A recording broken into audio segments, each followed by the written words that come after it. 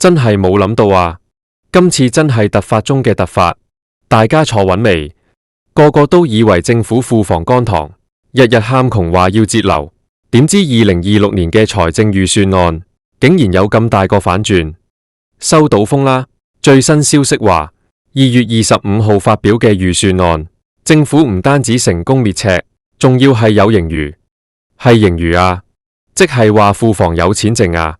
咁既然有錢剩，大家最關心嘅係咩？當然係派糖啦！今次個消息來源相當堅，話政府為咗緩和過去幾年嘅民怨，決定打開個夾萬，大放水。當中最震撼嘅就係針對各位老友記嘅長者生活津貼，會由之前幾年縮皮嘅半糧，變返做大家恨咗好耐嘅雙糧。大家冇聽錯，係雙糧，即係出多一個月糧啊！屈指一算，距離上一次真正派雙糧，已經係足足隔咗5年咁耐啦。今集我就同大家詳細拆解下呢份2026財政預算案嘅懶人包，到底除咗老人家受惠，打工仔嘅稅務寬減，子女免稅額又有咩着數？想知自己個荷包今年有冇進賬，就記住要聽到尾啦。好，我哋即刻入正題。首先講下個大環境先。大家記唔記得過去幾年2023、2024嗰陣個市道係點？嗰陣時財爺出嚟講嘢，眉頭皺到夾死烏蠅，年年都話赤字幾千億，又要發債又要開源節流，搞到大家都預咗政府會做守財奴。甚至有人話，可能連長者生活津貼嘅半糧，即係出多半個月糧嗰個安排都會取消埋。點知嚟到2026年，個劇情峰回路轉。據聞政府內部評估過，經過幾年嘅經濟調整，加上某啲大型基建項目融資成功，同埋賣地收入比預期好咗少少，雖然唔係好似以前咁誇張，但總算叫做止跌回升，令到整體財政出現咗輕微盈餘。既然盤數靚仔反少少，加上呢2年社會氣氛雖然平靜，但係大家都勒緊褲帶過日子，怨氣其實積積埋埋唔少。上面班高官都心知肚明，如果今年仲係1毫子都唔派，或者繼續叫大家共度時間，恐怕民怨會再一次爆發。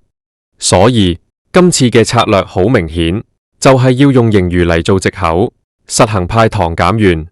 講到派糖，重中之重一定係各位公公婆婆最緊張嘅生果金同長者生活津貼。大家記性好嘅話，應該記得，自從2021年之後，政府就開始縮皮，由原本嘅出雙糧，即係額外派1個月津貼，縮到變成半糧，即係得半個月。有啲老友記同我呻過，話半個月糧，飲2餐茶，買件保暖底衫都冇咗啦，感覺好似俾人施捨咁，條氣唔係好順。但係最新消息指，喺225預算案入面，財爺好大機會宣布，將高額長者生活津貼同普通長者生活津貼嘅額外發放金額回復到雙糧水平。我哋嚟計條數俾大家睇下。假設以2026年嘅水平，高額長生津大約係4000幾蚊1個月。如果你係攞緊呢個津貼嘅老友記，之前幾年半糧只係多2000蚊，叫做有好過無。但係如果今年變反雙糧，即係話你可以一次過攞多成4000幾蚊，加埋本身嗰個月嘅津貼，嗰個月你會收到接近9000蚊，甚至1萬蚊落袋。對於好多基層長者嚟講，呢筆錢真係救命錢嚟㗎，可以用嚟換下屋企壞咗嘅電器，或者辦下年貨，甚至留返嚟睇醫生都好用好多。點解隔咗5年先再派雙糧？除咗頭先講嘅庫房有返啲錢之外，我覺得仲有一個好重要嘅政治考量。大家都知，香港人口老化問題嚴重，65歲以上嘅人口比例越嚟越高。呢班老友記係最忠實嘅支持者，又係最需要社會支援嘅一群。過去幾年經濟唔好，佢哋受通脹影響最大，加上醫療券又限制多多，老人家啲怨氣其實好重。趁住2026年，可能有啲選舉或者政策需要推行，政府一定要安撫咗呢班票倉先。所以恢復雙糧係最直接、最簡單，又最攞到掌聲嘅做法。好啦，講完老人家，我哋班打工仔又點呢？係咪淨係得個恨字？又未必。消息話，既然庫房滅赤成功，財爺亦都打算喺薪俸稅方面做啲手腳，幫大家鬆一鬆綁。前幾年因為赤字嚴重，稅務寬減嘅上限一減再減，由以前嘅2、3萬蚊減到得返幾千蚊，甚至有一年話想取消添。對於一班中產夾心階層嚟講，真係苦不堪言。你要知道，交稅係義務，但係如果交完稅，福利又享受唔到，公立醫院排期又要排到2030年，咁個心點會平衡呢？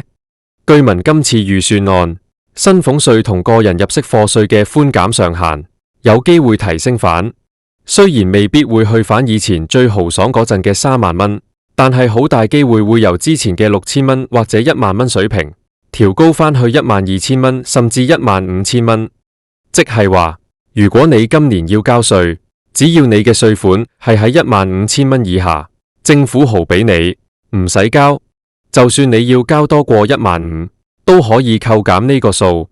舉個例，假設你係一個單身嘅打工仔，月入3萬蚊左右，計落一年本來要交萬幾蚊稅，如果有咗呢個寬減，你可能分分鐘1蚊稅都唔使交，或者只係交幾百蚊，慳返嚟嗰萬幾蚊，去轉日本旅行又好，買部新電話都好，對於刺激本地消費絕對有幫助。呢招其實係一石二鳥，一方面令打工仔覺得政府有做嘢，另一方面又可以鼓勵大家使錢，推動下內部經濟。除咗薪俸稅寬減，仲有一個亮點，就係子女免稅額。大家都知香港出生率低到嚇死人，政府成日叫人生仔，又話派2萬蚊大利是，但係講真，2萬蚊夠買尿片定奶粉？養大一個小朋友要400萬甚至600萬啊！所以單次嘅現金津貼其實作用有限，真正能夠幫到父母嘅係長遠嘅稅務優惠。消息指，2026年預算案會進一步調高子女免稅額，現時每一個子女嘅免稅額大約係13萬蚊左右，今次好大機會會加碼，甚至可能會針對第2名或者第3名子女有額外嘅加幅。即係話，生得越多，免稅額越高。如果你係生咗2個小朋友嘅家庭，加埋已婚人士免稅額，你可能年薪過百萬都未必需要交好多稅。呢個政策嘅方向好明顯，就係要盡量減輕中產家庭嘅負擔，因為中產係社會嘅支柱，但係往往係福利嘅絕緣體。公屋又冇份，綜援又唔合資格，唯有靠免稅額嚟叫做回下血。如果子女免稅額可以加到去15萬或者16萬一個，對於好多供緊樓、養緊細路嘅家庭嚟講，每個月真係可以慳返幾千蚊現金流，稍微透返啖氣。講到呢度，可能有人會問：喂，你講到咁似層層，係咪真係咁筍先？政府之前又話要審慎理財，轉個頭又派糖，會唔會係空歡喜一場？呢個問題問得好。其實我哋要分析下背後嘅邏輯。2026年呢個時間點好特別。首先，經過咗2023、24、25呢幾年嘅緊縮期，市民嘅忍耐力已經去到極限。如果政府宣布成功滅赤，庫房有盈餘，但係仍然一毛不拔，感覺反差太大，公關災難會好嚴重。市民會覺得你窮嗰陣就叫我共度時間，你有錢嗰陣就收埋自肥，咁樣會令到管治威信蕩然無存。其次，派糖其實係一種藝術，你派現金，例如派消費券，雖然大家開心，但係成本好高，動不動就幾百億，而且會有通脹壓力。但係派雙糧同稅務寬減，相對嚟臨係有的放矢。雙糧係俾最需要嘅基層長者，錢唔會好多，但係掌聲大。稅務寬減係俾交稅嘅中產，即係社會上最有生產力嗰班人，安撫佢哋嘅情緒。呢兩招加埋，覆蓋咗社會上一老一嫩、一基層一中產嘅主要群體，政治回報率係最高嘅。仲有啊，大家唔好唔記得，雖然話係盈餘，但係呢個盈餘可能只係賬面數，或者係因為之前賣咗啲綠色債券、銀色債券借返嚟嘅錢。政府其實都仲係好驚未來經濟有變數，所以佢哋未必會再好似以前咁派5000蚊、10000蚊電子消費券俾全民，因為全民派錢，無論你是富豪定係窮人都派，資源會分薄咗，反而集中火力針對長者派雙糧，針對納稅人減稅，個效果會更加精準。所以我大膽預測，2月25號公布嘅預算案，消費券嘅機會比較微，或者就算有，都可能只係針對特定群體，例如基層家庭或者學生。反而雙糧同稅務寬減嘅成數係極高。當然啦，除咗派糖，大家都要留意下其他潛在嘅政策，例如差餉寬減，相信都會繼續有，但係可能只限自住物業，嗰啲揸住幾層樓收租嘅大業主，可能就冇得減咁多啦。仲有就係針對首次置業人士嘅印花稅，可能會有微調，幫下年輕人上車。畢竟樓市雖然回穩，但係成交量仲係偏低，政府都想搞旺個場。另外，不得不提嘅係，雖然話有盈餘，但係政府一定會強調居安思危，所以喺醫療、教育呢啲大開支方面，可能未必會加好多資源，甚至可能會繼續推行所謂嘅資源整合，即係變相削減某啲非緊急服務嘅資助。大家喺開心有糖食嘅同時，都要留意下公立醫院嘅急症室收費會唔會加價，或者大學學費會唔會再調整。呢啲通常都係糖衣毒藥，一邊派糖俾你，一邊喺第二度收返你錢。總括嚟講，2026年嘅財政預算案，關鍵字就係復常同埋安撫。時隔5年，長者生活津貼半糧變雙糧，係一個好強烈嘅信號，代表政府覺得最壞嘅時間已經過去，係時候要修補下同市民嘅關係。對於各位打工仔，雖然未必有大錢派落袋，但係少交啲稅，加多啲免稅額，都叫做有少少安慰。最後，我想同大家講下心態。雖然政府派糖係好事，但係我哋千祈唔好依賴呢啲一次性嘅措施。雙糧又好，減稅又好，都係得一年。長遠嚟講，我哋都要為自己嘅財政做打算。尤其係依家經濟轉型，人工智能又殺到埋身，增值自己，保住份工，或者諗下點樣開源，比起等政府派糖更加實際。距離2月25號仲有少少時間，大家不妨睇定啲，到底財爺會唔會好似我講咁，做返場好戲俾大家睇，定係會有更大嘅驚喜或者驚嚇？我會密切留意最新嘅消息，一有風吹草動，即刻同大家分析。如果你係老友記，記住 mark 定日曆，留意下幾時出雙糧，到時同班孫仔孫女去飲茶都豪氣啲。如果你係打工仔，就嗱臨計下自己今年可以慳返幾多稅，諗定點樣獎勵下自己。今次個分享就差唔多啦，希望呢個懶人包幫到大家預先消化下啲消息。記得啊，數字係死嘅，政策係生嘅，最緊要係我哋點樣喺變幻莫測嘅環境入面，揾到最適合自己嘅生存之道。下集我哋可能會講下樓市或者其他投資話題，各位記得留意啦。好，講完呢個大方向，我哋再深入少少，逐個細節同大家 research 下，費事大家以為我喺度吹水。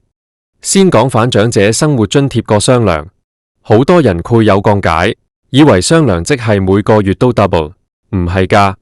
所謂雙糧，其實係指喺嗰一個財政年度入面，政府會額外發放多一個月嘅標準金額俾合資格嘅受助人。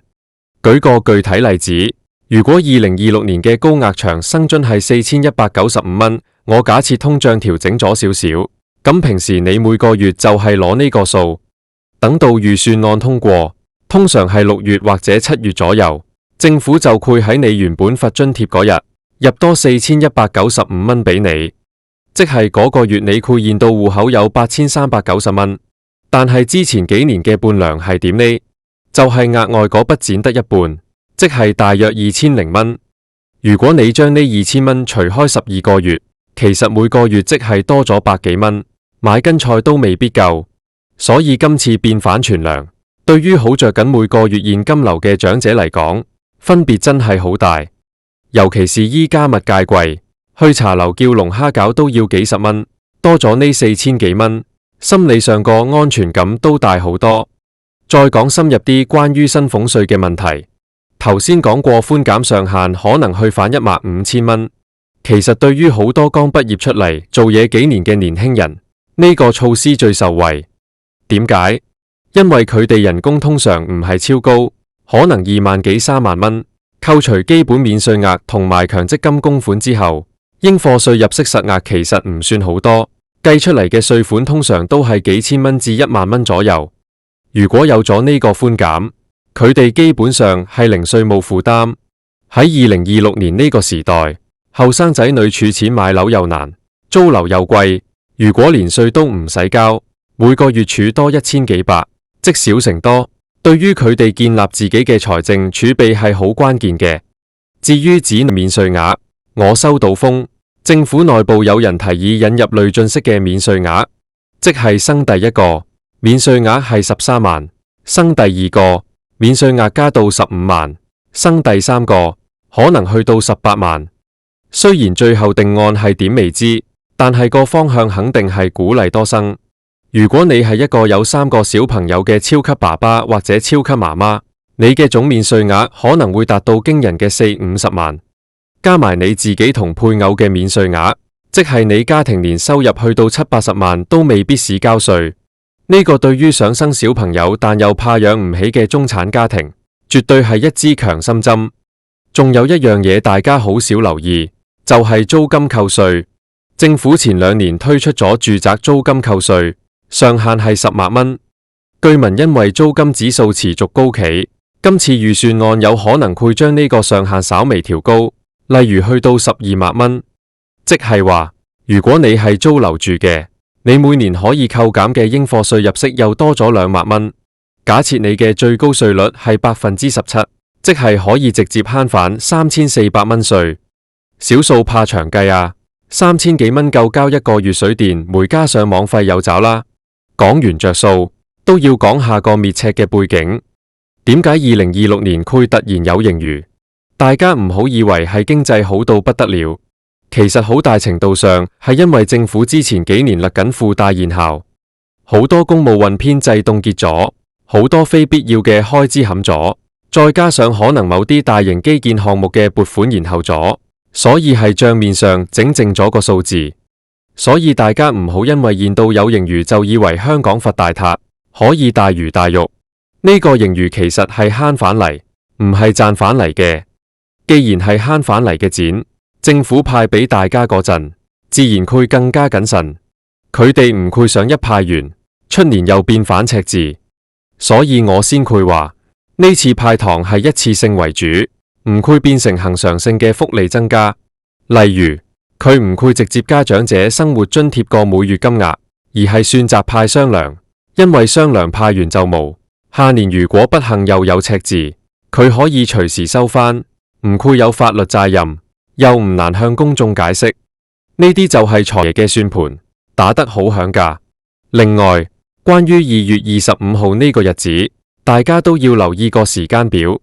通常財爺朝早11點鐘就會喺立法會宣讀預算案，到時各大電視台、YouTube 頻道都會直播。如果你係想第一時間知道自己有冇份派糖，記得嗰朝早報住新聞。通常最重要嗰啲派糖措施，會喺頭半個鐘至45分鐘內講晒。如果你係炒股票嘅朋友，都要留意，因為預算案入面可能會提及股票印花稅或者其他金融政策，分分鐘令個市況波動。講開股票，雖然今次重點係民生派糖，但係坊間都有聲音要求政府再減股票印花稅，甚至撤銷。如果2026年政府真係有盈餘，唔排除會喺呢方面有動作，以此嚟刺激港股嘅成交量。如果成事，對於有投資習慣嘅朋友嚟講，係另一個好消息。好啦，講到呢度，相信大家對2026財政預算案嘅大概輪廓都好清晰啦。總結4個字：審慎樂觀。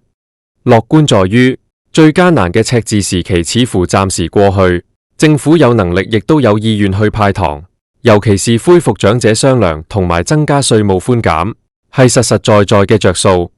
審慎在於呢啲盈餘基礎未必好穩固，大家唔好期望會有天降橫財，更加唔好因為咁而亂使錢。作為一個精明嘅香港人，我哋嘅策略係有糖就食，有稅就退，有錢就儲。政府派俾你嘅係你應該攞嘅，政府減免嘅係你應該慳嘅。拿到手嘅錢唔好亂花，投資喺自己身上，或者做啲穩健嘅理財，先係長久之計。最後，我想問下大家，如果政府真係派糖，你最想佢派咩？係直接派現金，定係消費券，定係好似我講咁，雙糧同減稅最實際？歡迎喺下面留言話俾我知你嘅睇法。我哋集思廣益，話唔定財爺嘅團隊都有人睇緊我哋個台，吸納下大家嘅意見呢。如果你覺得今集嘅資訊有用，幫手俾個 like，share 俾你身邊嘅親戚朋友，尤其係屋企嘅老人家，等佢哋開心下。期待下2月25號嘅好消息。記住訂閱我個頻道，按埋個鐘仔，咁下次有最新最爆嘅消息，你就會第一時間收到通知啦。好，今集講住咁多先。2026，希望大家都可以過得好啲，荷包腫脹啲，身體健康啲。我哋下條片見，拜拜。